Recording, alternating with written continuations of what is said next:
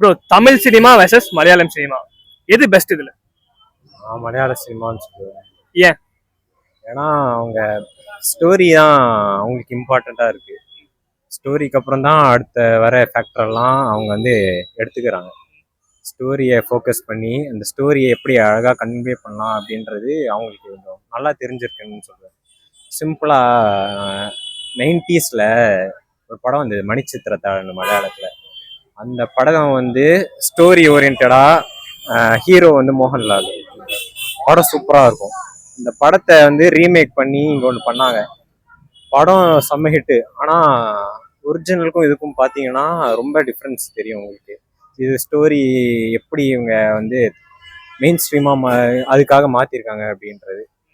அந்த ஃபேக்டர்லாம் பார்க்குறப்ப எனக்கு ஒரு மாதிரி கடுப்பாகும். ஏன்டா இது நல்லா இருந்த ஒரு இதை வந்து ஏன் இப்படி மாற்றிருக்காங்க அப்படின்னு.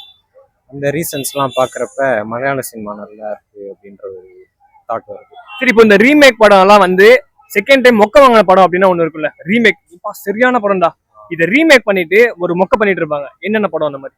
எனக்கு ஒரு படம் தெரியும், மலையாளத்தில் கிரீடம்னு ஒரு படம் வந்தது. அதுவும் மோகன்லால் தான்.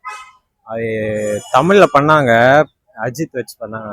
ஆனால் லாஸ்ட்ல எண்டிங் பிடிக்கலன்னு சொல்லி திரும்ப எல்லாம் மாற்றிருக்காங்க.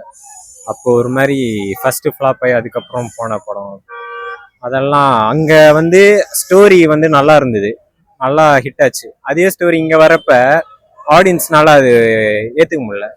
அதனால பயங்கரமாக அடி வாங்கிடுச்சு. அதுக்கப்புறம் அவங்க வந்து கிளைமேக்ஸ் மாற்றின மாதிரி இருந்தது. அந்த மாதிரி இதெல்லாம் ஒரு மாதிரி